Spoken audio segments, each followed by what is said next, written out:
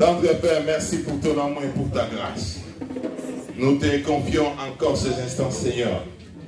Sois avec nous pendant ces moments. Nous voulons écouter ta parole, recevoir de toi la vie. Du début jusqu'à la fin, tendre Père. Ouvre nos oreilles. Nous voudrons écouter ta voix. Renouvelle-nous l'intelligence, la sagesse pour appliquer cette parole. Au nom de Jésus-Christ, nous avons ainsi prié. Amen. Amen. Merci. Nous prenons nos Bibles.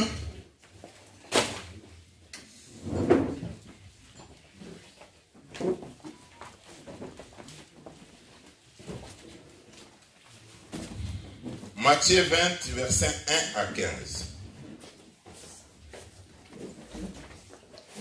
Matthieu 20, versets 1 à 15.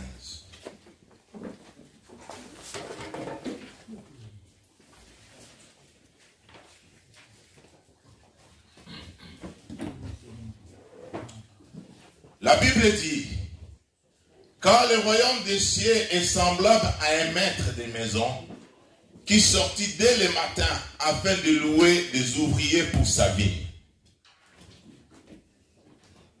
Il convint avec d'un denier par jour et il les envoya à sa vigne. Il sortit vers la 3e heure et il en vit d'autres qui étaient sur la place sans rien faire. Il leur dit, allez aussi à ma vie, je vous donnerai ce qui sera raisonnable. Dans d'autres versions, on dit ce qui sera juste. Je vous donnerai ce qui sera juste. Et ils y allèrent, il sortit de nouveau vers la 6e heure. La 6e heure, c'est 12 heures. Et vers la 9e heure, c'est-à-dire vers 15 heures, il fit de même. Étant sorti vers la 11e heure, c'est-à-dire vers 17 heures, 5 heures du soir, il en trouva d'autres qui étaient sur la place. Et il leur dit, pourquoi vous tenez-vous ici toute la journée sans rien faire? Il lui répondit, c'est ce que personne ne nous a loué. Allez aussi à ma vigne, leur dit-il. Quand le soir fut venu, le maître de la vigne dit en son intendant, appelle les ouvriers et paye-leur les salaires, en allant du dernier au premier. Ceux de la 11e heure vinrent et reçurent chacun un denier. Et les premiers vinrent ensuite, croyant recevoir davantage, mais ils reçurent aussi chacun un denier. En les recevant, ils murmurèrent contre le maître de la moisson et dit, ces derniers n'ont travaillé qu'une heure, et il les traite à l'égal de nous, qui avons supporté la fatigue du jour et la chaleur. Il répondit à l'un d'eux, mon ami, je ne te fais pas tort. N'es-tu pas convenu avec moi d'un denier? Prends ce qui te revient. Va-t'en. Je vais donner à ces derniers autant qu'à toi. Ne m'est-il pas permis de faire de mon bien ce que je veux? Ou vois-tu du mauvais œil que je sois bon? Amen. Amen. Il y a des gens qui ne travaillent pas beaucoup mais qui gagnent plus. Il y a des gens, il est chez lui à la maison, il part au travail, il commence à 8 heures, il finit à 15 heures. La journée, il a gagné 30 000, 5 000. Mais il y a ceux aussi qui supportent la chaleur de la journée. Le soleil, la pluie et le froid. Le soir, indemné. Ces ouvriers réclament. Il y a beaucoup de choses que j'ai découvertes. Bon, en réalité, cette parabole, il parle par rapport au salut. Alléluia. Amen. Alléluia. Amen. Il parle par rapport au salut. C'est-à-dire, celui qui s'est converti à son jeune âge et celui qui s'est converti en tant que vieux, je ne sais pas ce qu'il a fait, tous, ils ont le salut. Le même salaire. Est-ce que vous comprenez? Amen. Le même salaire. C'est-à-dire, nous avons le salut, nous tous. Hein? Il ne faut pas croire parce que moi je me suis converti lorsque j'avais 18 ans. Mais pendant 18 ans, comment tu as géré ta vie chrétienne? Nous tous, nous avons la vie éternelle. Mais pendant les récompenses seront différentes. Les récompenses. Moi j'ai pris seulement cet exemple-là qu'ils ont donné. Où ils ont pris ça? C'est qu'il y a des gens qui faisaient des choses comme ça. La première des choses que j'ai voulu parler ici, je l'ai écouté le matin, juste pendant que ma femme était en train de conduire l'intercession. Elle a évoqué ce texte. Moi, j'ai dit, ah bon? C'est le texte qui est préparé dans le message d'aujourd'hui. Il a souligné les derniers points pour évoquer ceux qui sont arrivés aussi en retard, vers 6 heures. Ils ont reçu aussi un denier. Je vais te dire comme ça, dans la vie, il n'y a pas de retard. Je ne sais pas. Tu as beaucoup échoué dans la vie. Tu n'as pas trouvé l'opportunité de t'engager, de faire des choses, même de te marier, d'avoir un bon travail, un bon salaire, de commencer une activité quelconque. On te dit que voilà, maintenant moi j'ai 50 ans, j'ai 55 ans, ça on laisse aux jeunes, ils ont beaucoup de chances, des opportunités pour réussir. J'aimerais te dire, frère, dans la vie, Dieu peut se révéler en toi au dernier soir de ta vie. Les 15 années qui te restent, 20 ans, soit pour t'affaiblir, Dieu peut changer ta vie et que tu gagnes plus que ce que tu allais gagner en commençant à travailler à 14 ans, 15 ans. Amen.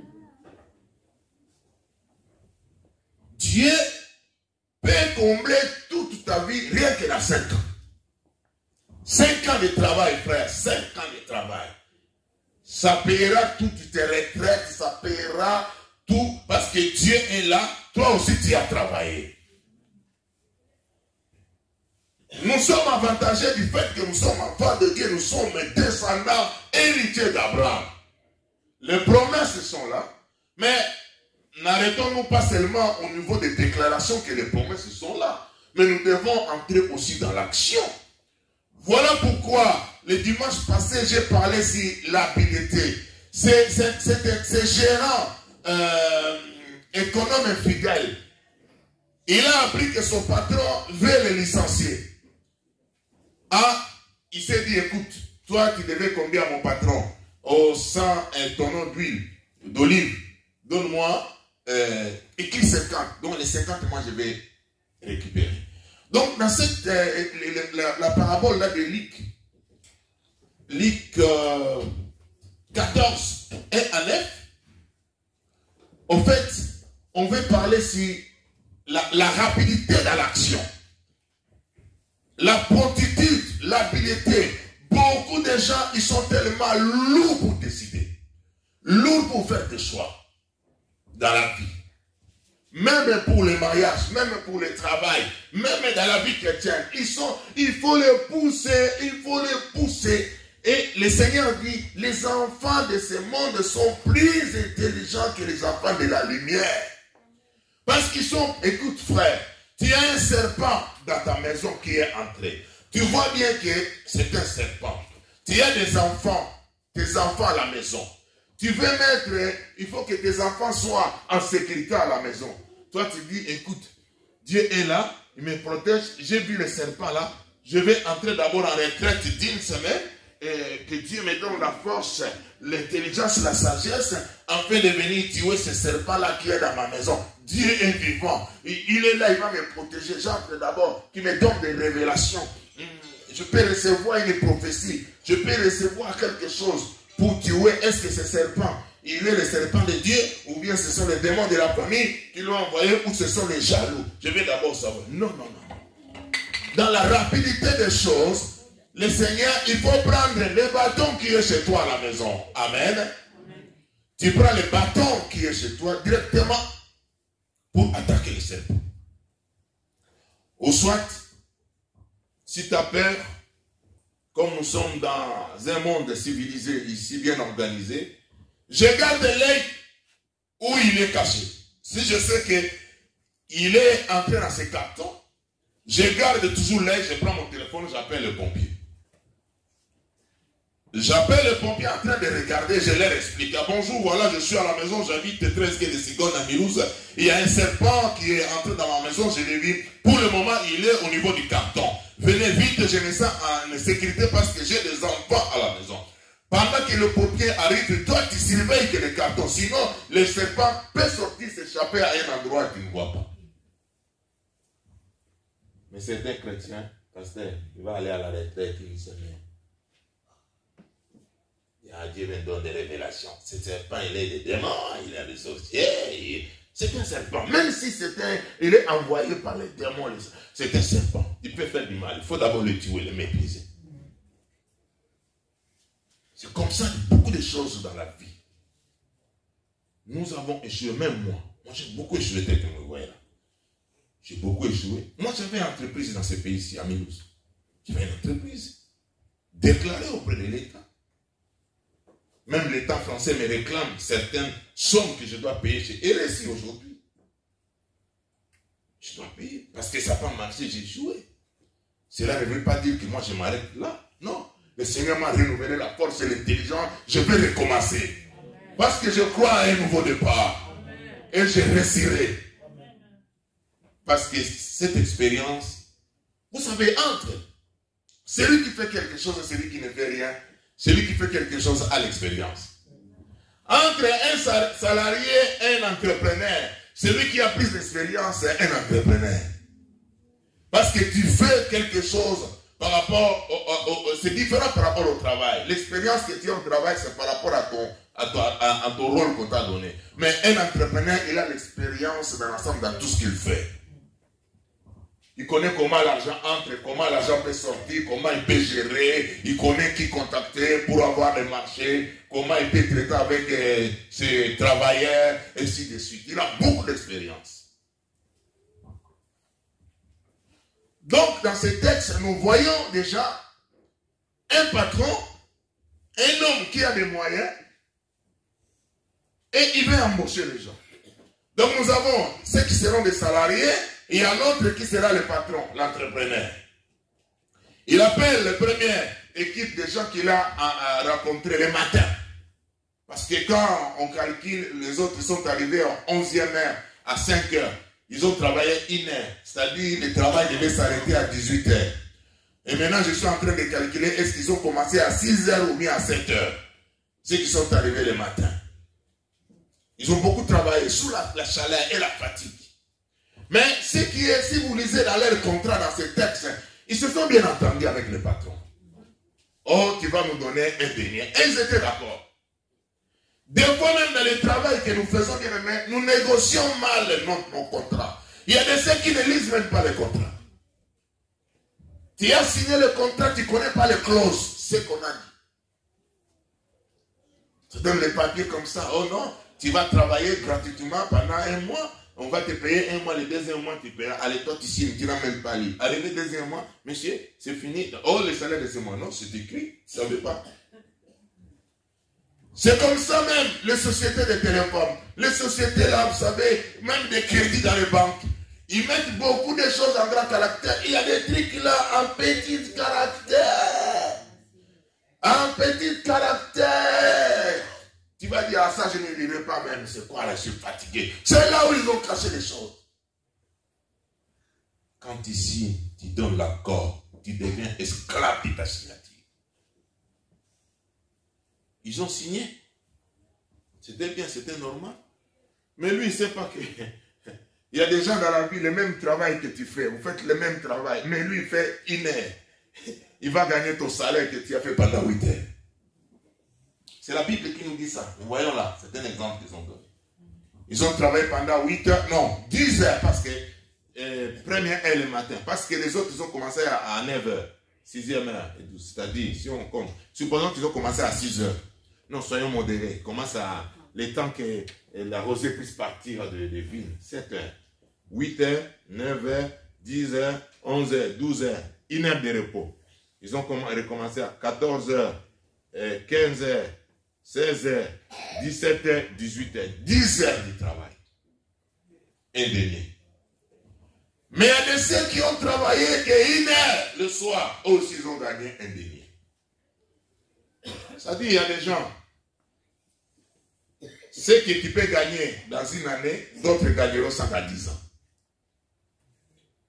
Et alléluia. Amen. Ils ont eu le salaire de ce que les autres ils ont gagné dans 10 heures. Et dans une heure, ils ont eu ce salaire. Frère, ces gens-là existent. À Milouz, ils sont là, frère. Ils sont là. Voilà pourquoi j'aimerais que tu puisses croire à mon Dieu qui est capable de repartir avec toi. C'est lui qui a recommencé avec Noé. Alléluia. Amen. Oui, frère, Dieu est capable de te faire grâce. Tu peux commencer petit, mais la finalité, tu deviendras grand. Quand je dis tu peux gagner comme ça, ce n'est pas du jour au lendemain. Ça peut être après 3 ans, mais il faut commencer d'abord. Il faut faire quelque chose d'abord. Et petit à petit, tu verras, tu commences à te payer. Écoute, moi j'ai des témoignages. J'ai un ami qui est à Paris. Un Congolais. C'est un ami pasteur. Pasteur Honoré. Il a commencé il y a 6 ans passés. Il avait un peu d'argent. Travaille dans la sécurité. Un surveillant. Il dit non, écoute. Il a acheté un petit terrain en Galiema. À l'époque, il a acheté un petit terrain. Il a construit des petites baraques, des petites maisons de location, mais bien fait. Des chambres, toilettes. Il a mis tous les plafonds. Bien là. 5 dans cette petite parcelle. Il a mis ça en location. On lui payait à l'époque, je crois, $50, $50. D'un coup, il commence à récupérer, je crois, 350. Il fait les 3 mois, il met ensemble et part chercher notre terrain. Les 3 mois, il cherche notre terrain, il commence à récupérer l'argent, il commence à construire les petits trucs, les petits. Maintenant, il en a aux alentours de 5. Aux alentours de 5, il peut gagner entre $1 500 à $2 000 par mois. Ça dit, il est déjà en retraite, parce que ça risque même de dépasser son salaire. Est-ce que vous comprenez? Si tu fais quelque chose, donc lui là, mon ami là, ça dit, il peut aller en retraite, l'argent entre derrière lui. Il peut aller en train de manger au McDo, tout ça, l'argent, il sait que l'argent entre. C'est clair. Alléluia. Donc, il a planté un arbre à l'argent. Un arbre Afrique. Ah ouais. Il a planté, c'est-à-dire, il y a des gens qui ont planté l'arbre qui pouvait leur donner l'argent et même ils ont coupé l'arbre là au niveau des racines. C'est clair. Donc, lui, il a mené un arbre à l'arbre. Donc, c'est-à-dire, l'arbre, il est là, il est en train de produire. S'il veut encore me dire que ce que je gagne là, je ne veux pas encore, parce que j'ai un travail ici, je veux vivre comme ça, il prend tout ce qu'il reçoit là, il investit encore. Il risque d'avoir même 5 petits locaux là. Par mois, il peut se retrouver même 20 000, 25 000. Donc, il est déjà en retraite. Être en retraite, avoir même 50 avant. Il y a des gens dans ces pays qui sont en retraite déjà à 35 ans. Et alléluia. Amen. Alléluia. Être en retraite, ce n'est pas avoir... Parce qu'ici, pour être en retraite, bénéficier de quelque chose, il faut travailler pendant 41 ans. 42. Il y a d'autres même, ils commencent à travailler à 14 ans. La plupart de mes collègues, j'ai mon chef qui a 31 ans, il a commencé à travailler à l'âge de 15 ans. C'est mon chef. Pour avoir toutes les cotisations, 42 ans. Ça dit quelqu'un comme moi, c'est déjà perdu. Est-ce que vous comprenez? Toi, c'est pareil. Je suis arrivé ici en Europe, je crois, à l'âge de 33 ans. Le temps de chercher les papiers de gauche à droite. Donc, j'ai fait déjà... cette année, j'ai fait 20 ans en Europe. 20 ans en Europe. J'ai fait presque 10 ans où j'ai cherché les papiers. J'étais sans papier. Et les 10 ans, les autres, quand j'ai trouvé, j'avais ma vision sur le travail. Je vais chercher Il n'y avait rien. Et le peu de moments que j'ai essayé de travailler, ça doit être peut-être 4 ans. Et avec ce que j'ai là, ça doit être 5 ans, 6 ans. Si je dis que je continue encore les 15 ans, j'aurai peut-être 20 ans de travail, la cotisation. Et ma retraite, ceux qui ont 42 ans, tout ça, ils gagnent aux alentours de 1100, 1200 à la retraite. Ça dépend. Ça dépend des salaires que tu as. Si tu avais 800 comme salaire, tu risques de gagner 600 euros. Même pas. 400 euros, 300 euros. Voilà. Oui. Donc, la fin de compte, tu vas te retrouver à 65 ans au foyer soleil. Frère, je vous dis la vérité, frère. Si pendant que tu travailles, tu n'as pas eu peut-être l'idée d'acheter un petit appartement, tu vas te retrouver au foyer soleil. Voilà pourquoi Dieu m'a envoyé comme un prophète pour t'avertir. Tu dois te réveiller. Alléluia. Alléluia. Oui. C'est la parole. Ça c'est très important, frère. Je vous dis des choses qui sont vraies. Ça va nous aider tel que nous sommes là, frère. Quand on a l'épée que tu as, tu peux commencer à faire quelque chose. C'est clair. Voilà pourquoi, maman, je vais te donner une mission avec le groupe des jeunes. Comme tu t'occupes des jeunes, tu vas me mettre en place un groupe de réflexion des jeunes. Où nous allons donner toutes nos idées que nous pouvons avoir pour faire des activités professionnelles ou le business. Les idées là, vous allez essayer de travailler. Nous, on va travailler. Je vais organiser des réunions comme ça. On vient parler que sur quelques idées que nous avons retenues. Et ceux qui veulent investir dans cet angle-là, on peut les accompagner. Ils investissent. Nous prions pour eux. Amen. Amen. Nos jeunes là qui partent à l'université là, Perfi, Carmel, Zynfia, tous les grands jeunes là, ses amis, tout ça. Dans une et vous parlez de ça. Prenez les grands jeunes là, tous les frères Nicolas, les jeunes, vous donnez des idées. Nous aussi, on viendra, on va discuter, on va profiler les choses. Et s'il faut même que vous puissiez former des groupes à la langue, il y a des idées qu'on peut faire ici. Vous pouvez vous associer à 3, à 4. Et dans la prière, fais quelque chose. Tu gardes encore ton travail, mais tu fais quelque chose à côté et les choses pourront avancer avec Dieu. Alléluia. La plupart, là où nous travaillons, ici même dans la région ici, c'était des idées de 3 à 4 personnes comme ça. Des associations ici, des entreprises de nettoyage qu'il y a ici, des réinsertions, la plupart de moi, c'est des idées de 3 à 4 personnes. Aujourd'hui, ils sont nombreux. Ils engagent les gens, ils embauchent tout ça. Pourquoi l'Église ne doit pas parler de l'argent? Pourquoi l'Église ne doit pas parler de richesse, de la provision matérielle et financière?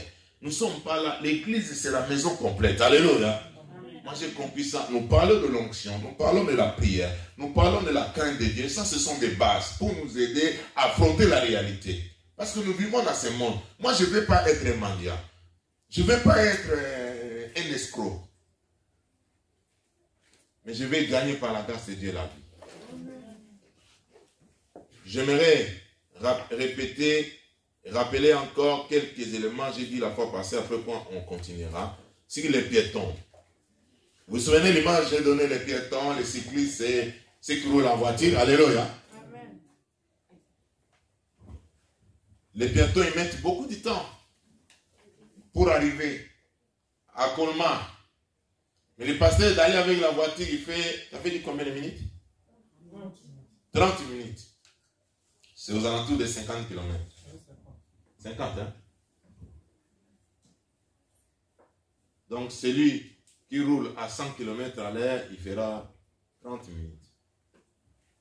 Mais celui qui part à vélo, si je roule à 130, je fais 25. Si je roule à 130, oui, je fais 22 minutes. 22 minutes, il arrive. S'il roule là. 25. Voilà. Mais si tu roules en vélo, tu n'es pas professionnel. Le vélo normal, là, pas le vélo de course, là, le vélo normal. Tu peux quitter à 6h, arriver à 19h, hein? 18h. Et à pied. À pied, 8 heures. Là, c'est avec la force qu'on avait là en Afrique. À pied, 8 heures, comment? C'est vrai? Oui. Avec la fatigue, les gens de l'Europe ici, tu arrives le lendemain, ou bien à 22 heures. Quand on est en Afrique, parce que dans la motivation, il n'y a pas de voiture, il n'y a rien du tout. Ici, tu pars comme ça, tu dis, ah, lui là, qui l'a donné même à cette voiture-là? Même lui, il a un voiture à pied. Ah, tu te décourages, tu ralentis à pied. Tu risques d'arriver à 21 à 22 heures. Dans la vie, c'est comme ça. Tu peux arriver vite à gagner rapidement. Tu n'as pas touché à l'occultisme, tu n'as pas touché à la magie, tu n'as pas volé. Alléluia. Parce qu'il y a des gens qui volent, qui touchent à l'occultisme, ainsi de suite. Mais Dieu peut t'accompagner par sa grâce, par ce que tu mets en place pour que tu avances et tu y arrives. Un piéton n'a pas de destination financière. Il n'a pas de plan financier. Et une fois il a l'abondance d'argent, il est directement dépensé vers le divertissement. Il n'a pas un canevas. Il n'a pas, ça dit, il y a des gens comme ça, il n'a pas un programme. Quand l'argent tombe comme ça, la première des choses, il fait des courses, il fait des dépenses. Et la plupart de ces dépenses sont des dépenses de divertissement. Ah, il part au cinéma. Ah, je vais prendre une vacance de 3 jours, 4 jours. Il loue une caravane, tout ça. Ah, les restaurants là. Ah, les menus là, je vais offrir, je mange ça. Il achète des habits, il achète tout. En fin de compte, après 3 ou 4 jours, il se rend compte, il lui reste que 200 €. Il dit, mais comment je vais faire? J'ai 25 jours. Ok, je vais un peu à Cora. Cora, ils ont fait le système de cartes de consommation. Ah, Cora dit, ah bon, tu veux ça? Ok, il regarde, tu as la... Parce qu'il y a des gens aussi, on les refuse, hein? Alléluia. On les refuse pour prendre même la carte là. Au pays, à 5 fois, 3 fois. Il y a des gens, on les refuse, on regarde ton passé là. Les revenus, on te refuse même ça. Il y a des gens. Moi, on m'a déjà refusé, pasteur. Oh, tu vas payer à 5 fois. Je dis non, non, toi, tu ne peux pas payer. On regarde les revenus, on regarde, tu avais une idée que là, tu n'as pas payé. On dit, tu vois, on te donne. Même là, frère, quand on commence à te refuser, même la consommation, c'est très dangereux. Et déjà, quand tu commences à vivre quelque part de consommation, parce que moi j'ai vu des gens, quand il a le paiement à 4 fois, il est content comme s'il a gagné la loterie, frère. Non, non, non, tu n'as pas gagné la loterie, ça t'amène à la précarité. C'est l'image d'un pauvre, ça, un misérable. Et il choisit de marcher au trottoir. Les piétons marchent au trottoir. Vous voyez le trottoir, non? Dans certains pays, en place de voitures, et pour le vélo, c'est en rouge bien marqué, c'est à côté de la bordure, le trottoir. Parce que c'est très facile d'aller là-bas, il n'y a pas de complications. Il n'y a pas de code de la route, personne ne va te déranger. Ça dit, lui, il ne veut pas entrer là. Il y a le code de la route, là, tu ne peux pas aller. Même du côté, non, non. Le trottoir, les piétons, c'est-à-dire leur vie, ils ont une conception, par exemple, parce qu'il est dette. Les crédits lui permettent d'acheter et de trouver du plaisir à vivre avec les crédits. J'ai dit la fois passée, prends les crédits même de logement, un appartement, tu achètes. Ça c'est bien. Quand bien même, en achetant le logement, ce n'est pas un passif, c'est un actif. Hein? C'est un actif, ce n'est pas quelque chose qui va te produire l'argent. Hein? Qui va te donner, tu es là, tu donnes, mais tu vas dépenser à la longue, tu auras quand même un capital. Alléluia. Tu auras parce que tu es chez toi, à la longue tu peux profiter. Mais ce n'est pas quelque chose qui va te donner l'argent. Mais c'est un avantage. Si tu finis de payer ton crédit. Le temps. Le temps pour celui qui est un piéton, c'est-à-dire un pauvre misérable, le temps ne compte pas. Il dépasse son temps, son argent, comme si demain, ça n'existe pas. Il y a des gens comme ça. Il dit, ah, moi je mange, je ne fais pas de messes, frère. Les gens qui pensent comme ça, ce sont les gens qui vivent longtemps. Tu penses que toi, tu ne pourras pas. Non, tu vivras longtemps. Mais voilà pourquoi il faut bien gérer. Les pauvres, les piétons, ils ont une conception sur les études. lorsqu'il a eu son diplôme, il a son certificat, c'est fini. Il a eu la formation en tant qu'agent de nettoyage. Et une fois la formation finie, il prend tous les papiers, il déchire dans la poubelle. Alors qu'il oublie que même le nettoyage, ça évolue. Il y a des nettoyages biologiques. Et, alléluia. Frère, il y a des nettoyages biologiques. Bio-nettoyage. Voilà. Pour qu'on te donne le travail, il faut être professionnel, il faut maîtriser ça. Les choses évoluent, lui, il ne lit pas. Même s'il est sur Internet, il regarde seulement les trucs de son pays, les danses, et les manger, et les histoires qui ne t'apportent rien. Et pour te dire sur Internet, tu peux apprendre beaucoup de choses. Moi, j'avais une volonté une fois. Il y a quelques mois ici. J'ai fabriqué une couveuse. J'ai regardé sur YouTube. J'ai tapé du bois. J'ai regardé l'installation. J'ai mis l'installation. J'ai regardé, j'ai acheté sur Amazon les trucs pour chauffer. J'ai fabriqué une couveuse. Je suis allé à l'église, j'ai acheté des œufs fécondés. J'ai mis là-bas, ça a donné des poussins. Et les poussins, ils ont grandi. Ils commencent à donner encore les œufs. J'ai fait encore des... On a mangé des œufs chez nous là-bas. Le barbecue que vous avez mangé là, c'était les poules que moi j'ai élevé ici. Ah, on a mangé dehors là. Et j'ai vu comment les gens aimaient ça. Oh, ça c'est bon encore. C'était bien assaisonné. La sœur avait bien assaisonné. C'était bon, oui. Il y a des gens qui sont comme ça, contents seulement pour commenter la nourriture. Il est frère. Vous savez. Alléluia. Alléluia. L'une des causes. Avec les salaires, c'est un peu difficile de s'en sortir si tu n'es pas strict, si tu ne gères pas les dépenses, si tu ne contrôles pas. L'autre cause est que les salariés, ils payent d'abord d'autres personnes et lui-même il est payé en dernier.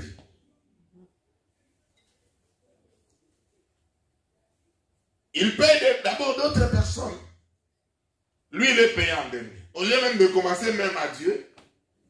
Vous savez, avec ton salaire, tu peux commencer à payer déjà d'autres personnes. Tu payes l'impôt, on te retient même à la source. Est-ce que vous comprenez?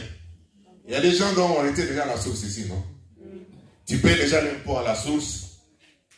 Et quand ça vient comme ça directement, le virement des logements, ça part, tu payes ton loyer, ton bailleur pour le logement.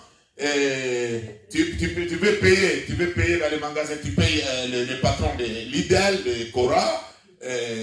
Et tu payes encore, tu payes les vêtements, tu payes M. Edef, tu payes Milouzabik, tu payes tout, tu commences à payer, tu les payes d'abord.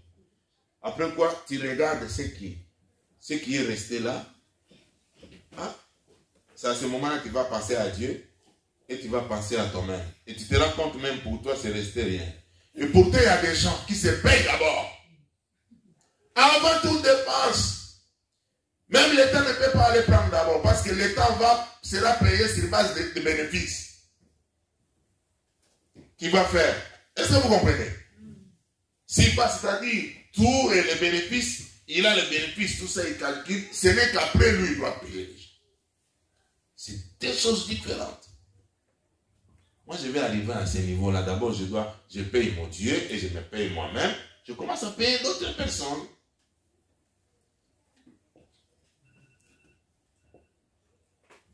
Pour certains, dépenser l'argent, c'est rien comme des cacahuètes. Ça tombe comme ça et ça part. Et la principale source de ces revenus, c'est le boulot et les salaires.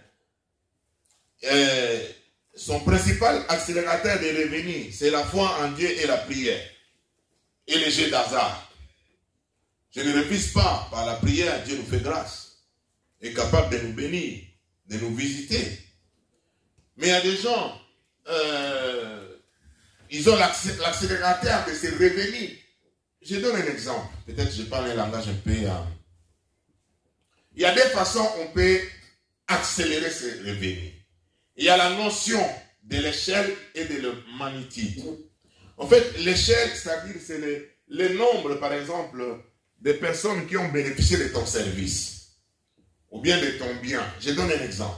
La fois passée, j'avais donné un exemple ici. Parce que le truc là, c'est fini. Vous voyez qu'à l'époque, on n'avait pas ce genre de bouteilles d'eau. Il y en avait, mais il y avait des bouchons. L'exemple est venu là quand j'ai regardé la bouteille. Alléluia. Il y avait des bouchons, qu'on enlève le bouchon. Mais il y a quelqu'un qui a eu l'idée que le bouchon restait là collé. La personne là. Alléluia. Amen. Alléluia. Amen. Ça ne coûte absolument rien. Pas beaucoup. Déjà, si tu calcules la bouteille là d'eau comme ça coûte combien dans les 17 centimes? Non, le sixième comme ça, c'est 69 centimes. 6 à 69 centimes. Ça dit une bouteille d'eau comme ça, c'est dans les 12 centimes. Ouais. Ça. Il lui fait des courses, il connaît. Amen. Donc, une bouteille.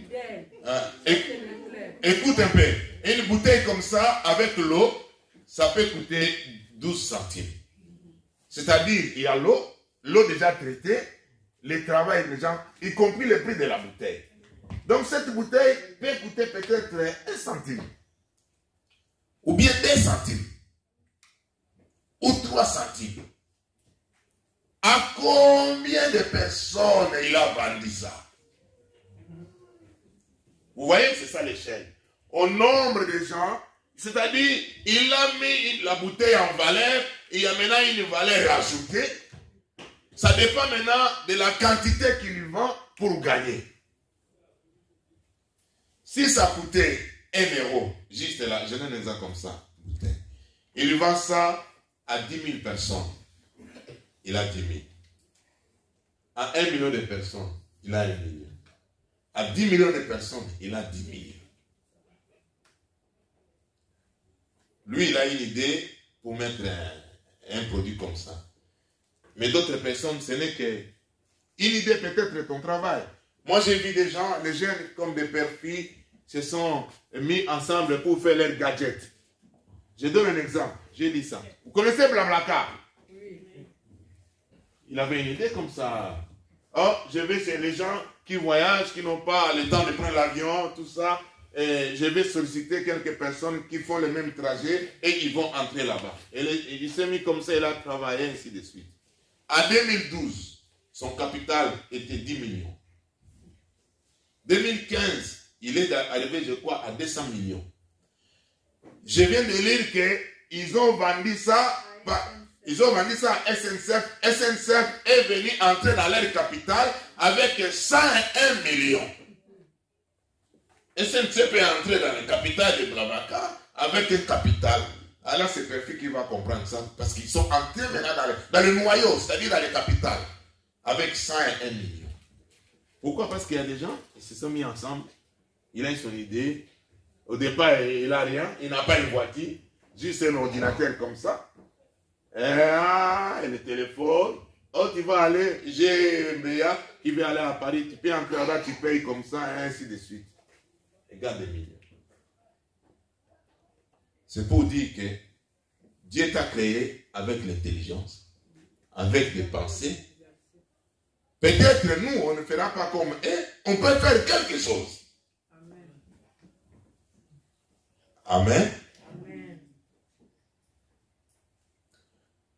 Les symptômes d'un piéton sont, après avoir obtenu ça, j'ai déjà dit ça.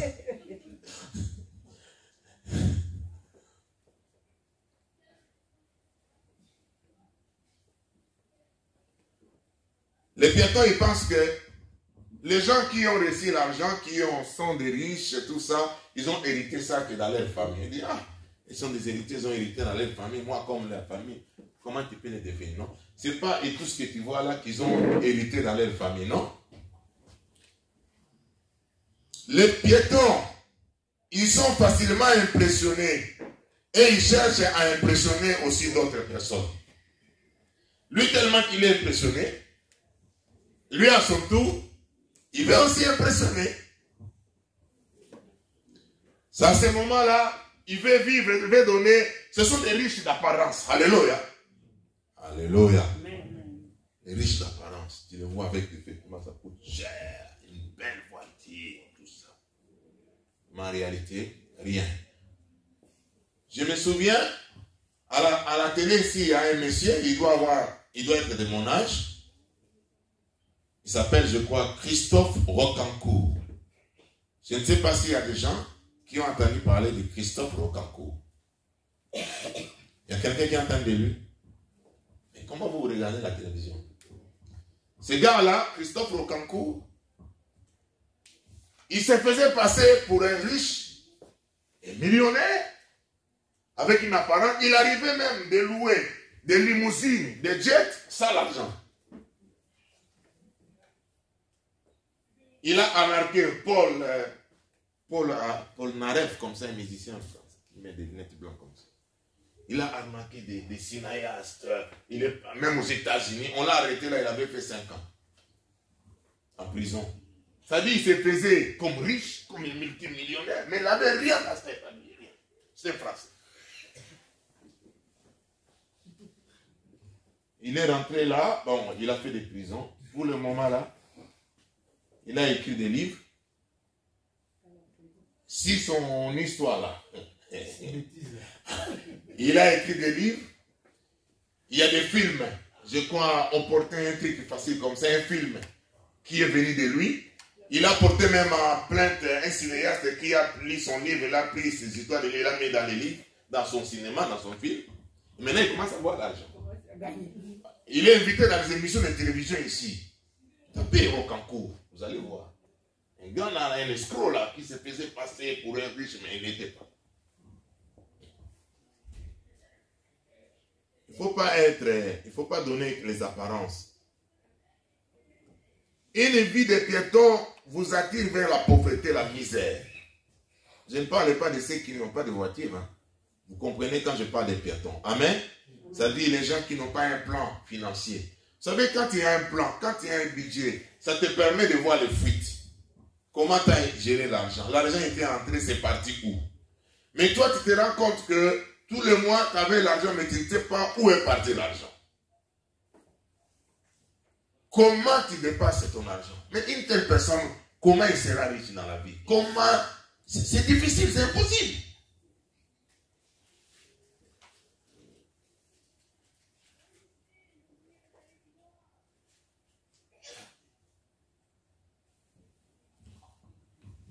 La première étape pour quitter le trottoir, pour quitter d'être piéton, vous devez vous rendre compte que la stratégie utilisée n'a pas marché et qu'il faudrait que je remplace par une autre stratégie. Ça, c'est la première des choses.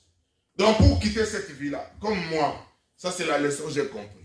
Tout ce que j'ai mis en place pendant les 50 ans, ça n'a pas marché. Et maintenant, je dois changer de stratégie. Alléluia.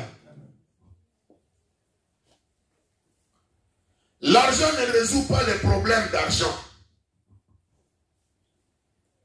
S'il y a eu des problèmes d'argent pour gérer les 1200, toi tu penses que quand tu auras 5000 par mois, tu vas bien gérer ça. C'est faux. Si tu n'as pas compris pourquoi tu gérais mal les 1200, quand tu auras les 5000, tu vas gérer toujours mal. Même quand tu auras 10 000, parce que les besoins vont s'augmenter. Tu dis, ah, quand j'avais 1200, je partais à Aldi, maintenant Aldi fini, terminé. Maintenant je gagne 5000, il faut Carrefour. Non, je veux commencer à manger Carrefour. Comment? D'ailleurs, les marchés, je ne veux pas aller. Tout de suite répond. Allô, Carrefour, venez me déposer à la maison. Ça. Les messieurs qui viennent te déposer là, tu les payes, tu payes tout. Ça dit, tu as vu aussi, ça sera pareil.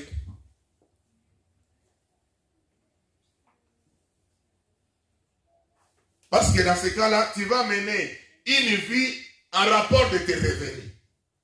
Quand les revenus s'augmentent, toi aussi, tu changes le niveau de ta vie. Mais il y a aussi des piétons qui sont aisés. Alléluia. C'est-à-dire les gens qui dépendent de leur salaire, mais ils sont aisés. C'est-à-dire ce sont des gros salaires. Des gros salaires. Les gens qui gagnent, qui ont de bons salaires avec son salaire. Mais vous remarquerez aussi d'autres personnes. Parce qu'ils ont tellement l'assurance, il a un bon emploi, il a un bon salaire. Quand l'argent entre, il dépense tout. La voiture qu'il a, c'est la voiture de crédit. La maison qu'il a, c'est la maison de crédit. Quand il faut s'habiller, il l'achète à crédit. Est-ce que vous comprenez? il achète tout à crédit parce qu'il sait qu'à la fin du mois, il aura 30 000. Quand les 30 000 entrent, 25 000, ça part pour payer déjà tout ce que tu restes avec 5 000, alors que ton rythme de vie, c'est 25 000. Donc, tu pars chercher encore des crédits. Et le jour où le travail va s'arrêter, le jour où tu n'auras pas le salaire, tu vas faire comment? Voilà pourquoi nombreux, ils entrent dans la dépression. Frère, un enfant de Dieu ne doit pas tomber dans la dépression. Et alléluia. Moi, je t'interdis de tomber dans la dépression. C'est un manque de confiance en Dieu. Il y a des gens qui avaient l'argent, mais ils sont devenus de pauvres, de misérables, parce qu'ils ont mal géré. Comme moi aussi. En 2010, je suis allé au Congo avec 14 véhicules. Des camionnettes, des affaires pleines, un grand camion, des tracteurs, tout. Je mets les 7 dans les fret. J'ai dit au monsieur, attendez, parce que j'avais mal calculé. Moi, dans mes calculs, quand j'arrive là-bas, je vais vendre ce que je vais vendre des camionnettes, des splitters, je vais vendre les affaires dedans. Ça va me permettre de payer certains produits en douane et je vais demander à ces messieurs en Allemagne de m'envoyer encore les 7 qui sont restés. Quand je tourne le dos, le monsieur là, il met les 7 autres dans. Je me retrouve au port là-bas avec 14 véhicules. Et les gens maintenant pour acheter, ça devient un problème. Il n'y a pas de clients, les gens sont comme ça.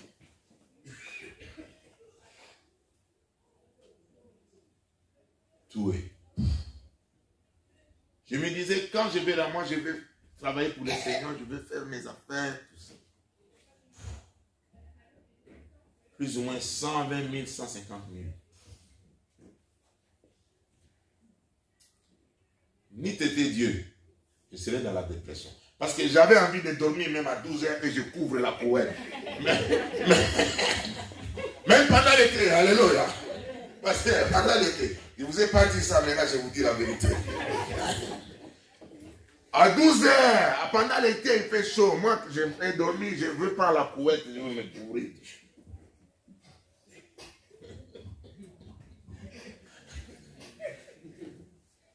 J'ai frôlé la dépression, ni t'étais Dieu. Toi déjà vu déjà quelqu'un se promène comme ça, lui-même il fait déjà une lunettes en train de farmer.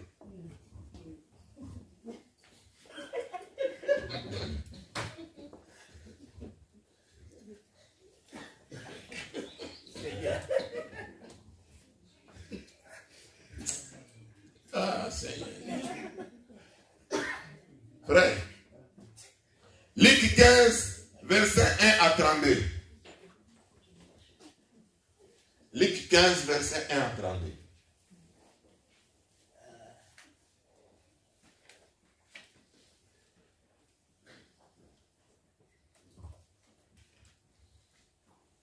Verset 11, excusez-moi. C'est ça? 11.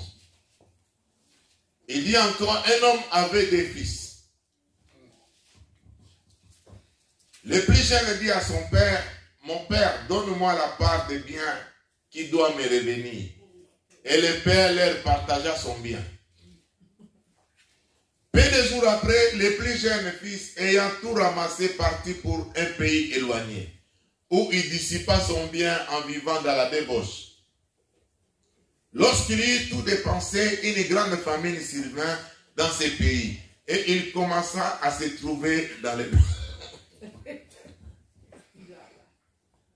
Il alla se mettre au service d'un des habitants du pays, qu'il envoya dans les champs garder le pourceau.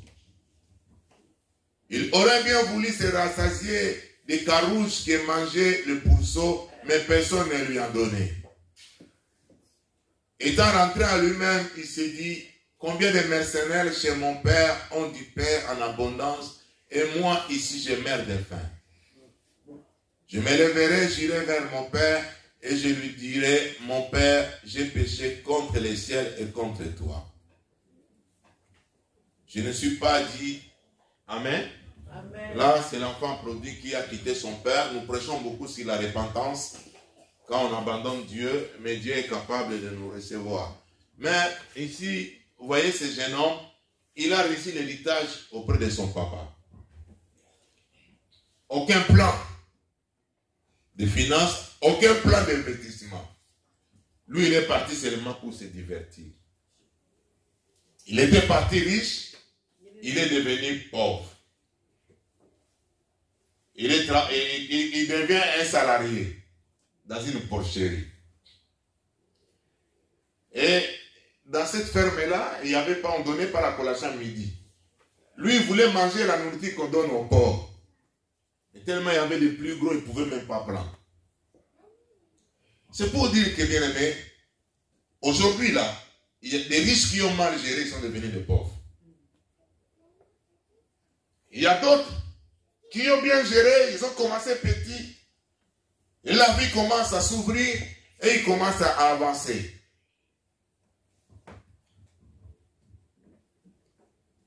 Vous savez, lorsque nous parlons de la richesse, voilà pourquoi j'ai voulu parler un peu de la provision matérielle ou bien la provision financière. Il y a 3 grands éléments qui peuvent nous aider à vivre le bonheur. Parce qu'il y a la différence entre être riche, avoir des richesses et avoir le bonheur, être heureux. Amen. On peut être heureux avec un salaire de 1000 euros. Alléluia. On peut être malheureux avec un salaire de 50 000 euros. Il y a 3 choses qui tiennent cela. La première des choses, c'est la famille. La relation au niveau des familles. Bien-aimé, quand tu as l'argent, tu es riche, et que tu n'es pas équilibré au niveau de ta famille, tu ne vis pas une chaleur familiale, c'est un peu difficile que tu sois heureux. Tu peux être riche, mais le bonheur vient du cœur. Et c'est notre Dieu qui est à la base. Voilà pourquoi la Bible dit, contentez-vous dans Hébreux 13 de ce que vous avez. Il y a des gens qui sont riches, mais qui ne sont pas en bonne relation avec les membres de leur famille. J'ai parlé avec un ami, un collègue. Ils sont nés à 8. Mais lui, ça fait longtemps, il a travaillé, il a presque mon âge. C'est un grand, il conduit des grands engins, des gros, qui peut casser l'immeuble de même de 40 mètres. Et lorsqu'on a des gros chantiers, c'est lui. Il m'a dit, écoute, Thierry, mon ami, nous sommes nés à 8. Personne ne s'attend avec quelqu'un.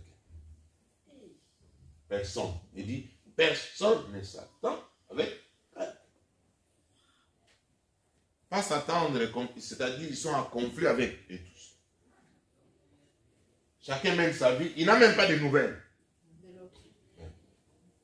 Il y a quelqu'un d'autre qui m'a dit, même voilà, même sa maman, il dit, ah, ça fait, je crois, 30 ans, je n'ai pas vu ma mère.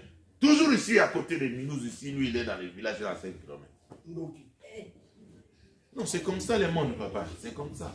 Voilà pourquoi tu peux avoir les richesses, tu peux avoir, mais la famille est très importante. Amen. Amen. Pas seulement la famille, mais ton entourage. Voilà pourquoi la Bible parle des canaux de bénédiction. Quand on a les richesses, il faut les partager aussi avec les autres. Comment, lorsque tu ne partages pas avec les autres, tu seras heureux? Non, tu ne seras pas heureux. Deuxièmement, ce qui fait l'équilibre dans la vie de quelqu'un, c'est la forme physique. Amen. La famille, deuxièmement, la forme physique. Bien aimé, nous devons faire attention à notre santé. Tout faire pour être en forme. Selon les statistiques, les Africains, surtout les femmes africaines, négligent l'aspect santé. C'est vrai. Ils ne font pas le sport. Tu verras combien les Africains qui ont des vélos ici. Pour eux, ils trouvent qu'avoir un vélo, c'est se dégrader. Non. Le vélo peut t'aider déjà à te déplacer. Deuxièmement, c'est le sport. Tu peux, chaque week-end, tu quittes chez toi avec un vélo, tu fais le tour de Mulhouse. Vous allez voir à un certain âge comme ça, fatigué. Trop fatigué parce qu'on est là, on mange, la télévision, c'est tout. Et le physique. Tu peux avoir des richesses, mais si tu n'as pas le physique, cette santé, je sais que c'est Dieu qui donne la santé, mais toi tu as aussi la part. C'est clair. Moi, par la grâce de Dieu, des fois, les dimanches avant de venir comme ça, j'étais en train de courir. J'ai mon trajet, je quitte chez moi à la maison. Déjà, j'ai fait 200 abdominaux. J'avais abandonné quand j'étais en Afrique. Je suis retourné là, je commence à faire. J'ai fait 30. L'enfant, j'ai commencé 40, 45 fois. Ça fait 50 abdominaux. J'ai fait que le ventre là, ça part. Bravo. J'ai le poids que je porte là-bas, j'ai le poids même de mon fils. Il a 5 kg, 5. Je fais comme ça, je tourne, je monte, même. Le matin, là, ils sont en train de dormir. Moi, je fais. Parce que les dimanches, là, je dois parler 3 fois. Je suis à l'intercession, je parle à Praille, je parle ici, je parle à santé. Vous n'allez pas me voir venir ici. Frère, la santé est très, très, très importante. Faites-vous inscrire même dans un club pour faire le sport. C'est très, très important. Même courir. Organisez-vous, ma soeur, toi. Ok, on va commencer à courir. Pas seulement pour peut-être faire la marche. Parce que moi, j'avais commencé avec le frère Alain, mais je m'ai tué là. Au début, c'est difficile. Non, il faut le dire, il faut aller à ton rythme. Hein, tu vois, lui, Alain, c'est un sportif. Hein, Alain, il est fait, c'est différent. Il est différent. Moi, je ne fais pas trop. Moi, je cours seulement. Tu vois, je quitte chez moi. J'entre là, tu vois la forêt là. J'entre la forêt, je sors vers le McDo. Je contourne comme ça vers moi. Au début, je faisais peut-être 25 minutes. Jusqu'à ce que j'ai réduit. Sans stop, je peux faire 14 minutes, 13 minutes. Il y a la sueur partout. C'est comme ça. Et je peux aller encore plus loin. Et le vélo, je contourne presque Milouche. Je pars même vers Irisac là. Je ne m'arrête pas avec mon vélo. Maintenant, mes vélos sont en panne. C'est très important, frère. La santé. Dieu nous donne la santé, mais toi, tu dois participer. Si tu manges que la semoule, tu manges que la viande, tu manges que tout ça. Toi, tu penses que Dieu va te protéger, le ventre sera comme toi. Même pour marcher, tu auras des problèmes. Alléluia. Troisièmement, c'est la liberté. La liberté de choix. La liberté. Vous savez, des fois, quand on n'a pas assez de moyens sur le plan financier, on n'est pas libre. Hein? Quelque part, tu es libéré, frère. Tu es attaché. Limité. Tu n'es pas libre pour choisir vraiment ce que tu veux aimer, soit de manger. Quand tu dis, je vais manger ça, mais où se trouvent les moyens? Tu n'es pas libre. La liberté, là, est un frein quelque part.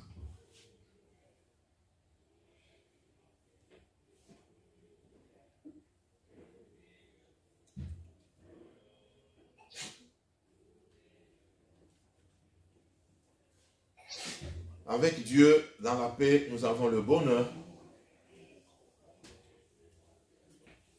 Et surtout, bien aimé, j'aimerais nous exhorter de ne pas vivre dans l'apparence, chercher à apparaître.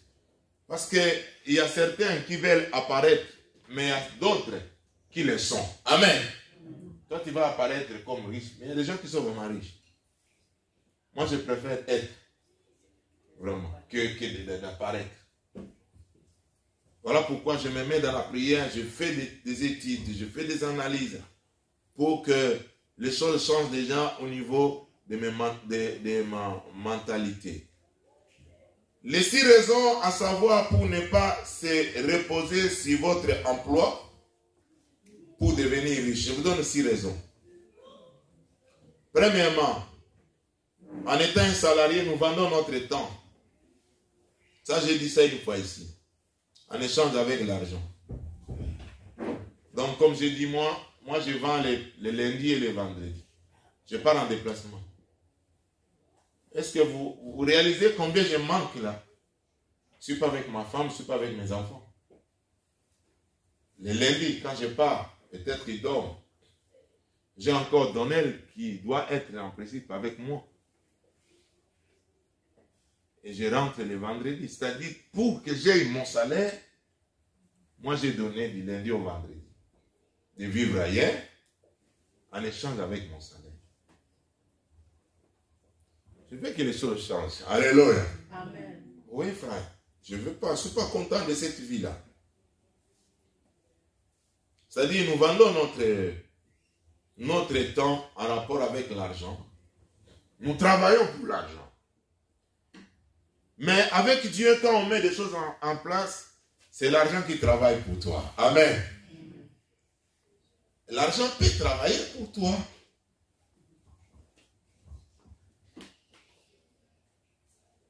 J'avais parlé des limites d'expérience. C'est-à-dire, celui qui entreprend quelque chose a plus d'expérience.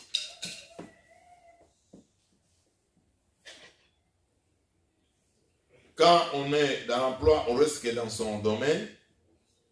Mais on peut combiner les tout ensemble. Tu as un emploi, tu es salarié, tu fais quelque chose à côté. Et quand tu es un salarié, tu as un emploi, tu n'as pas de contrôle. Tu n'as pas de contrôle sur tes revenus ou pour l'augmenter ou pour que tu changes. Tu te ressembles, vous voyez si tu es dans un véhicule. Et un chauffeur et toi tu es derrière. Je vais donner l'exemple de qui ici. Je donne l'exemple des diacres d'Ercy. Les diacres d'Ercy au volant, maman disait derrière. Avec des enfants, je vais garder les enfants. Vous roulez. Maman disait la fille, non, un véhicule, soit si son mari avance encore, il va cogner à une autre voiture parce qu'il y a un danger. Il est derrière. Qu'est-ce qu'il va faire? Il va que parler. Et attention, en plus, lorsque quelqu'un est au volant, si tu cries fort, tu le paniques, il y aura la probabilité même de faire. Il faut avoir la maîtrise pour dire à la personne et rapidement pour éviter. Mais celui qui a le contrôle du véhicule, c'est qui? C'est Dercy. Parce qu'il est au volant. Lui, il peut aller à gauche pour vous protéger. C'est comme il peut arrêter le véhicule. Les salariés ne sont pas au volant de leur revenu. Ils sont derrière les pick-up. C'est le patron qui tient le volant. Malgré tu vois les dangers, tu peux crier. Rien du tout, tu peux faire des marches. Rien du tout. C'est lui qui est au volant.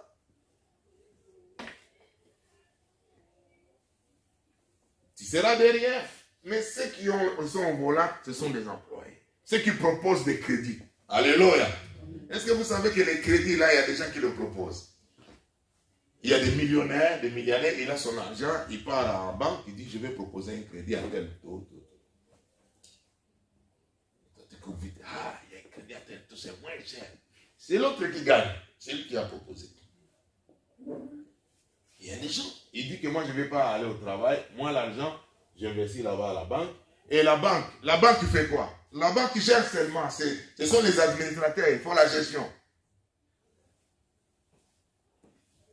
La banque, il a fait qu'ils gèrent l'argent des autres. Et ils sont là, qui sont au bureau avec les ordinateurs pour calculer, pour vous motiver de consommer. Ils viennent prendre ses crédits. Ils viennent, écoute, viens investir là-bas. Vous savez, lorsque le corona est venu ici, il y a beaucoup de gens qui ont perdu même au niveau des bourses, des investissements, de l'argent. Moi, j'ai un collègue, il a perdu dans l'entour de 18 000 lorsque le corona commence. Même au niveau de l'investissement à la bourse.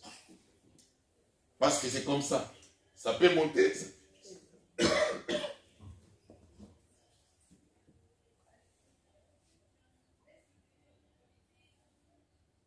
L'autre symptôme, ce sont des plaintes. J'ai dit ça la fois passée. Combien se plaignent? Combien ne se plaignent pas? Oh, ce travail, je vais l'arrêter. Mais depuis que tu dis, tu ne l'arrêtes pas. Ça me fait fatiguer ce travail. Hein?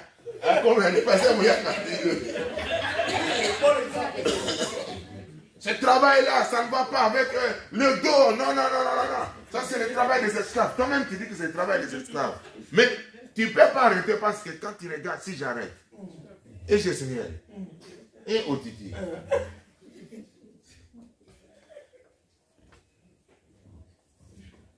Et certains pensent aussi, pour avoir il faut changer le travail en travail. Non, ce n'est pas changer le travail en travail. C'est en mettant un plan. Alléluia. En mettant un projet en place. En mettant un projet en place, qu'on peut s'en sortir. Frère, je vous dis, si la volonté est là, tu peux t'en sortir. Amen. J'ai lu un Congolais. Le Congolais là, il a écrit un livre. C'était un multimillionnaire. Il doit avoir 38 ans et tout ça. Il donne son expérience. Son livre, il a écrit maintenant beaucoup de livres. Parmi les livres phares, c'est La chèvre de ma mère. Ça dit, là où ils étaient dans la famille, doit être quelqu'un de Bandung, soit les Yanti, quelque chose comme ça. Son papa est mort, et la famille de son papa est venue. Ils ont récupéré tous les biens, vendu même des maisons qu'ils avaient. Et la maman est restée avec ses enfants. La maman est restée avec ses enfants, avec une chèvre. Tellement qu'ils mangeaient difficilement, tellement qu'ils étaient en difficulté. Les enfants dérangent toujours la maman. Oh non, maman, en tout cas, on est fatigué aussi des légumes. Là, il faut qu'on mange maintenant la viande. On doit manger la viande. Non. Maman dit, non. Notre seul héritage qui nous reste là, c'est la chèvre. Si on mange la chèvre là, c'est fini. Attendez, moi je sais quand est-ce qu'on va manger la chèvre. La maman, elle a cherché un autre bouc là-bas. Il y a eu croisement. Il avait des petits chèvres. Au fur et à mesure, la maman est arrivée à avoir avec 50, 100 chèvres. Il a envoyé ses enfants à l'école. Envoyé ses enfants à l'école. Et les garçons là, qui a écrit les livres, il a fini ses études et tout ça. Il a acheté une petite boutique. Il a commencé à vendre. Il s'est souvenu de la chèvre de sa mère. Il a mis les mêmes principes. Il dit, si ma mère nous avait donné la chèvre là pour manger, on allait manger là, c'est fini pour nous. Mais maman a gardé la chèvre et nous a envoyé à l'école, ainsi de suite. Moi, je vais faire pareil. Frère, chacun de nous a une chèvre. Si tu veux manger cette chèvre, mange. C'est bien, tu iras dans la toilette. Mais, si tu veux que ce chèvre-là puisse se produire, les enfants de chèvres puissent se produire, un jour tu seras riche. Amen. Un jour, tu vas répondre à tes besoins. Peut-être que tu n'auras pas des millions, mais tu ne manqueras pas peut-être 2000 € par mois qui tombent, sans aller travailler chez Peugeot. Est-ce que vous comprenez? Amen. Alléluia. Ouais, frère, tu restes comme ça à la maison, chaque mois, 2000 qui tombent. Si tu veux que ça devienne aussi 2200, ça deviendra 2200. J'ai dit le 5e point, c'était, vous devez vous payer, vous ne devez pas vous payer en dernier. Les grands problèmes avec c'est-à-dire on se paye en dernier, on vit la dictature des revenus. Moi, dans le travail, par exemple, que j'ai fait, moi, on peut nous envoyer, moi, avec mes collègues, à 3. Un travail d'une semaine. Nous pouvons avoir un chantier qui a fait entrer 450 000. Une semaine, nous sommes qu'à 3. Nous avons un chef, 2 opérateurs. Moi avec un autre. Vous entrez comme ça dans les chantiers, vous travaillez. Et le vendredi, je rentre, le patron encaisse 450. Moi, la semaine, j'encaisse combien?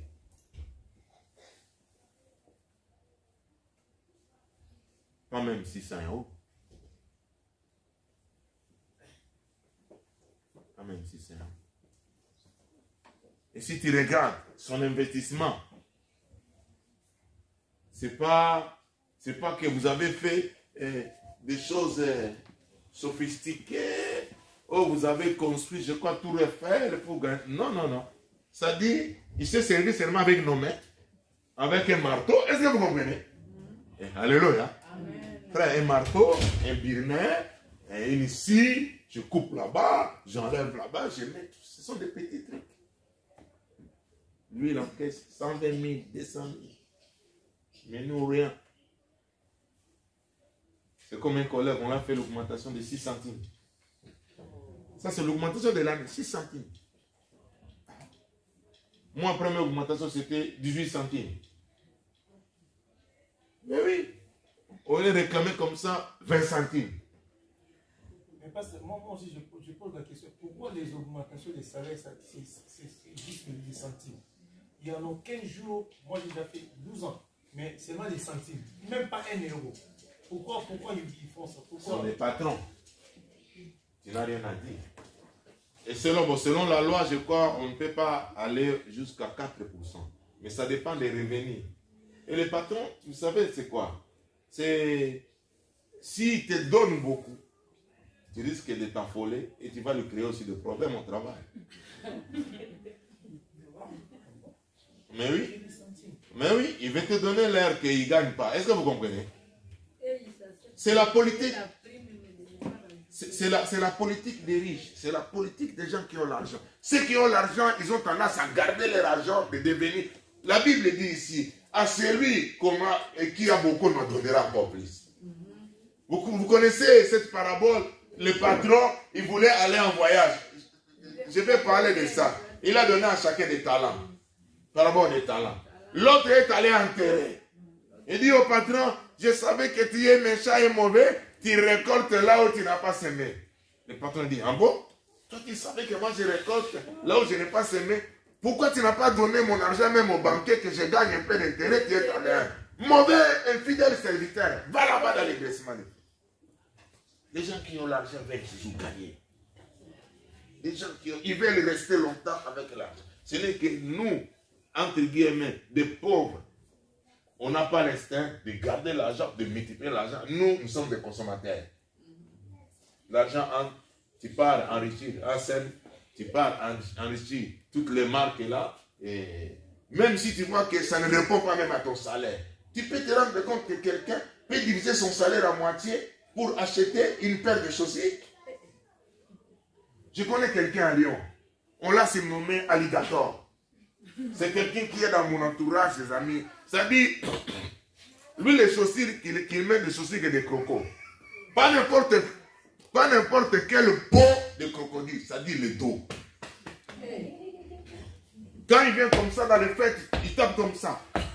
Là, dans le micro, on a fait déjà Alligator, Alligator, le roi Alligator. Lui, il vient, ça dit, quand il vient comme ça, il dit, ça, c'est pas le ventre, ça, c'est le dos. Tu vois vraiment sa chaussure, c'est comme s'il y a des écailles, il a la peau, hein. Vous voyez la peau du crocodile ici. Parce que c'est différent avec la peau du ventre, c'est un peu blanc. Lui, c'est le dos. Il est capable d'acheter 5 000 € chaussures. Et il est fier de montrer ça, petit. Il est 5 000. Il a déjà de 55 à 58 ans. C'était maçon. C'était maçon. Frère, on doit arrêter cette vie-là. Investir à Dieu, investir pour ton avenir. Investir dans un projet que tu mets en place, que tu as bien mérité. Ne pense pas parce que tu as réussi. Parmi nous aussi, il y a des gens qui ont fait des affaires dans le passé, ils ont réussi ici. Eh, alléluia. Nous avons des capacités. Si je demande l'histoire de chacun, comment elle est arrivée là, ce sont des grands commerçants, des hommes d'affaires ici, tels que nous sommes là. Eh, alléluia. Alléluia. Ouais. Hier, j'ai parlé avec mon fils qui est là. Emmanuel, on discutait. Il dit, papa, tu peux te rendre compte que ses frères pouvaient avoir 3800, 5800 quand il était au Congo. Il achète les petites affaires, il part là-bas vendre. Les Shadrach que vous voyez là, c'est un homme qui avait beaucoup d'argent, les frères là. En Afrique, il pouvait avoir 50 000 Shadrach que vous voyez là. La même capacité que tu avais pour avoir les 50 000, tu en as encore les capacités. Il faut arrêter d'être des consommateurs. Il faut avoir toujours des frères. C'est-à-dire, les riches parlent des idées, le pauvre parle des ordres. Les gens qui veulent réussir là où ils sont, ils ont des idées. Ah mon frère, quelle idée tu penses? Ah non, moi je pense que on peut investir dans ça. Ah non, là, ils discutent ici des projets, des idées. Il rentre à la maison, il prie pour ça, il a un cahier, il écrit dans son ordinateur. Mais les gens qui ne réussissent pas, ils parlent que des hommes. Aujourd'hui, là, qu'est-ce qu'ils pensent? Frère, ils pensent quoi? Toi, tu passes tout ton temps à parler. Ici, arrêtez de parler des hommes. Parlons de Dieu et parlons des idées. Et dis Amen, Amen. Amen. Surtout les mamans, faites attention. Alléluia. Moi, je veux que vous réussissiez avec vos maris, vos enfants. Encouragez les enfants à investir. Au lieu d'être les consommateurs. Les jeunes, mangez la nourriture de maman vous présente à la maison. Et maman, parlez aussi avec les enfants. Qu'est-ce que vous préférez manger? En discutant avec les enfants, vous pouvez présenter un menu qui correspond aussi aux besoins des enfants. Et vous voyez le problème? Eh, alléluia. Oh, les enfants là, ils n'aiment pas manger à la maison.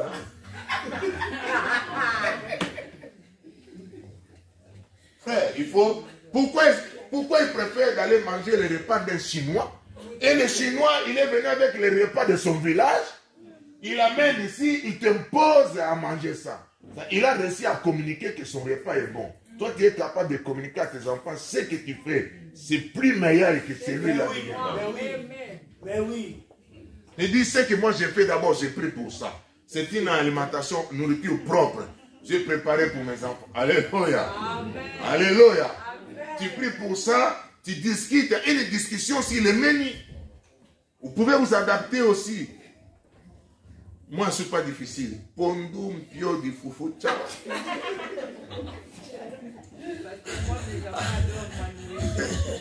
Amen. C'est vrai, nos enfants, vous savez, vous les jeunes qui êtes là, vous écoutez ces messages, vous avez la possibilité de réussir. Alléluia.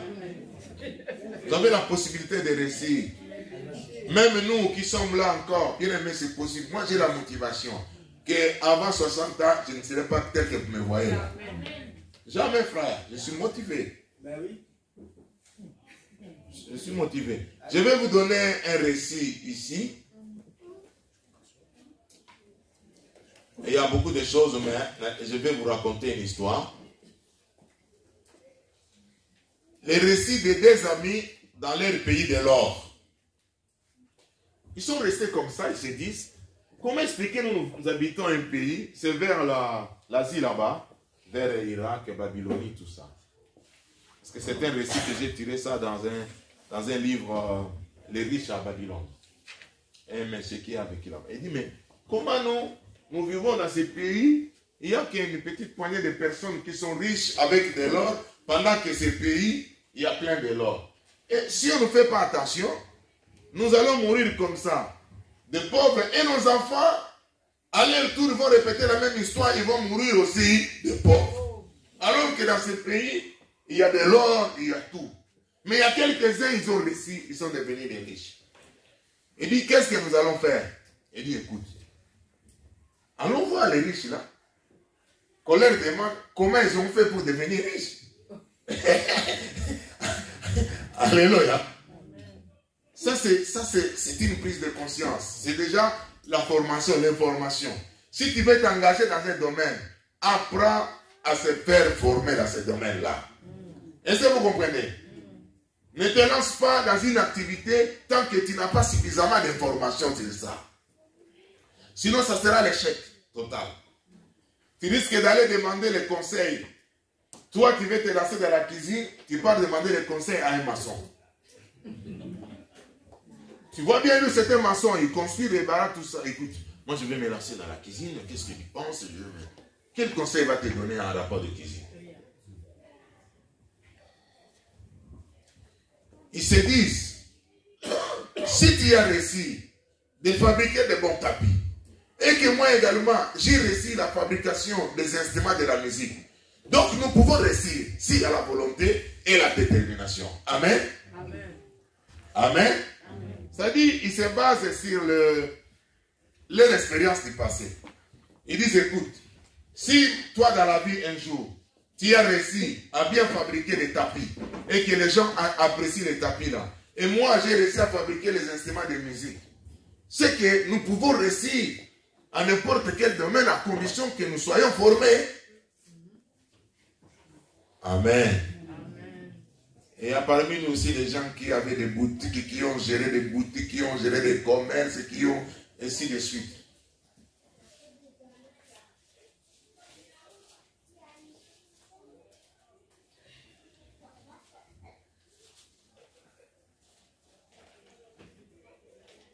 Et les riches là, ils sont allés voir les riches, ils disent, si vous n'êtes pas devenu riche pendant tout ce temps, soit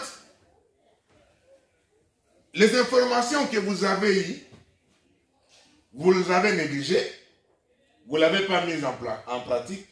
Ceux qui ont mis en pratique ces informations, ils sont devenus des riches. Ou soit, il vous manque la formation, alors faites-vous former. Vous deviendrez des riches comme nous. Et le Messie commence à leur donner des conseils. Il dit, pour devenir riche, avec de l'or. Une partie de ce que vous gagnez doit vous revenir. Une partie de ce que vous gagnez doit vous revenir. Vous devez vous faire payer premièrement. Amen. Amen. Amen. Pour nous les croyants, les chrétiens, la première partie revient à Dieu et l'autre partie me revient à moi. Là je ne bouge pas, je garde ça. Dans le monde des finances, ils ont proposé, tu peux commencer à garder 10% de ce que tu gagnes. Mais il y a des gens qui ont d'autres capacités, ils peuvent même garder même 30% de son salaire. Même 40% de son salaire. Il peut les garder, les mettre à côté. Troisièmement, ce que tu as mis de côté. C'est vrai si tu les gardes. Au fur et à mesure, ça sera un bon montant. Mais il est mieux. Ce que tu mets à côté, tu puisses encore l'investir. Amen. Tu puisses l'investir. Quand tu l'investis, tu continues à investir. Ce que tu as investi, si ça donne c'est l'histoire des chèvres de ma mère. Alléluia. Donc, ce que tu as gagné là, au lieu d'aller, tu retournes encore. Au fur et à mesure, tu vas te rendre compte.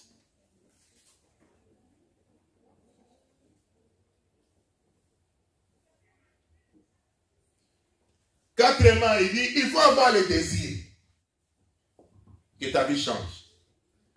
La Bible nous dit même, fais de l'éternel tes délices et te donnera ce que ton cœur désire. Est-ce que toi tu désires vraiment devenir vraiment une personne bénie, être vraiment riche, avoir l'argent? Est-ce que tu le désires? Il y a des gens qui ne le désirent même pas. Ça se voit. Et lui-même dans sa parole, il dit, moi j'ai déjà Dieu. Si j'ai mon pain, si j'ai de l'eau à boire, moi ça me suffit. Moi ça ne me suffit pas. J'ai de l'eau, gloire à Dieu. J'ai des semours, gloire à Dieu. Je vais avoir quand même une bonne voiture. Amen. Je vais aller en vacances avec ma famille. Et ce n'est pas les vacances des Congolais qui partent dans les vacances dans d'autres familles. Oh, je pars en vacances, ma fleur, je viens en vacances chez toi. Ça, ce n'est pas les vacances. La plupart des vacances des Congolais, c'est que dans les familles des gens, et pas dans les vacances. Non, les vacances, c'est-à-dire, on achète et on prend un billet d'avion ici, soit on part là-bas à Ceuta vers l'Espagne, on part je ne sais pas où, c'est-à-dire là, on ne connaît personne. Alléluia. On a fait ça une seule fois, moi et ma femme et mes enfants, depuis que je suis là. Une seule fois, on était parti à Tours là-bas. À Tours, on a loué un bungalow. C'était bien avec tous les enfants. On ne connaît personne. On part à faire nos courses dans les magasins, on mange, on part faire un petit tour. Une seule fois, depuis que Perfil est comme ça, depuis que on est. La plupart des vacances, c'est dans la maison des gens. Alléluia. Ah, nous, on était partis en vacances en Belgique. Où en Belgique? Chez Maman Kabunda. Chez Moundé. Chez Dipalak. Non. J'ai besoin d'aller en vacances avec ma famille. Et pour faire comme ça, il faut avoir les moyens. Parce que dans les vacances, vous savez, dans les vacances, c'est là où on se ressource. Alléluia. Tu te ressources. Mais oui, il faut avoir un budget. Il faut que l'argent entre. Si tu dépends avec les salaires, ce n'est pas donné pour aller dans les vacances. Eux aussi, ils organisent même une année. Ils préparent une année plein. Pour aller. Moi, je ne vais pas économiser une année pour aller en vacances. Je ne vais pas aller à... C'est pas grave, c'est parti. Hein? Ou bien vous m'avez coupé, vous êtes fatigué de... Vous êtes fatigué de ma prédication. Amen. Ouais. Tu peux peut-être des piles. C'est-à-dire économiser. Il y a des gens, oui, ici, qui économisent toute une année. Mais bien aimé, à part économiser, si tu investis, si tu as l'argent qui entre, tu peux aller les vacances comme ça, ton argent entre et moi, tu prends une bonne partie aussi pour une bonne vacance. Parce que dans les vacances, c'est le repos. Tu te ressources, tu mets encore le projet pour l'année prochaine. Ce que tu comptes faire. C'est là où tu vas prier. C'est pas que tu pars en congé dans la famille où il y a des cris, des gauche à droite. Les enfants entrent, l'autre, ils courent comme ça et... Non, non, non, non, tu pars à un endroit calme et tranquille. À un certain moment, tu sors comme ça devant la mer là-bas, tu vois. Tu dis que Dieu est bon. La plupart de ce que nous on fait là, ce n'est pas les vacances, frère. On veut se tromper, donner l'apparence qu'on part dans les vacances, mais ce n'est pas les vacances.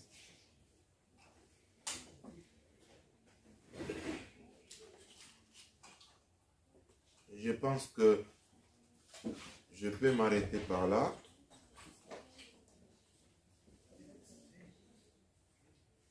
J'ai déjà dit l'essentiel. Il faut protéger votre trésor. Il faut protéger ce que vous gagnez.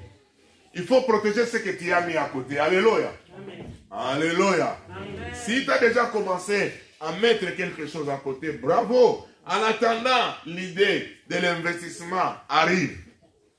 Protège ce que tu as mis de côté. C'est ça. Ça, c'est le réflexe des hommes riches. Les hommes riches, les gens qui ont beaucoup, ils protègent. La preuve en est que, bien aimé, pour qu'on te donne un crédit, ils ont mis des conditions pour donner. Ils doivent avoir comment dirais-je, l'assurance que celui auprès de qui je donne, il doit me les rembourser. S'ils ont seulement un petit doute que celui-là ne peut pas rembourser, ils ne vont pas te donner. Rien. Ils ont mis des conditions. Il faut venir avec tel document, les papiers des impôts, qu'on puisse voir comment tu as gagné l'année passée. Est-ce que tu as payé les impôts? Il faut toutes les conditions. Tout ça, c'est pour protéger. C'est la même chose, bien aimé. Toi, tu as déjà commencé à mettre peut-être 100 € de côté, 50 € de côté. Protège ça. Alléluia. Eh, alléluia. Ne cède pas à certains caprices. Et surtout faire attention aux frères et sœurs qui viennent emprunter et qui ne remboursent pas. Là, ne donne même pas. Tu vas perdre. C'est fini. Les banquiers le font. Commence à réfléchir sur un projet. Commence à réfléchir où tu peux investir. Vous devez savoir que, bien aimé, l'argent échappe facilement. Oui, l'argent échappe facilement comme un oiseau dans les mains. Est-ce que vous comprenez? Et surtout, l'argent qu'on a reçu sans beaucoup d'efforts, c'est comme les jeunes hommes riches là. Tu vas les dépasser comme ça de gauche à droite. Voilà pourquoi toi qui as beaucoup souffert, moi j'ai beaucoup confiance avec toi. Parce que tu as reçu l'espérance de la vie, tu pourras bien gérer. Alléluia. Oui. Donc, pour finir, je m'arrête par là. Nos jeunes, avec ma mamie, ils vont nous mettre. Je peux vous donner quelques idées, par exemple. Réfléchissez tout autour. J'ai vu, parmi nous, il y a beaucoup aussi qui sont des femmes, des agents qui travaillent dans les nettoyages. Prenez un peu cette idée-là. Commencez à travailler. Comment les gens qui ont des entreprises de nettoyage ici, ils ont fait pour avoir ça? Qu'est-ce qu'il faut? Qu'est-ce que ça demande? Travaillez sur ça. Travaillez sur l'idée, par exemple, des gens qui travaillent dans les fêtes. Là. Service traiteur. Ici, nous, on a déjà fait ça. Quelques personnes. Si vous travaillez bien, si vraiment vous excellez dans ce travail et que vous êtes connu ici en France, vous allez faire beaucoup d'argent. Travaillez sur la coiffure. La coiffure. Les gens peuvent se mettre ensemble. Un bon salon. Bien. Moi, je connais, c'est là où je vais m'arrêter. Je connais un petit frère. Un petit frère de mon quartier. Il habite Kinal. Il est venu ici en France. Il était coiffeur à Paris. Il coiffait dans le salon de la grande sœur de Blaise Matuidi. Parce que c'est le salon de Blaise Matuidi. Il a donné à ses sœurs et lui, c'était l'unique coiffeur.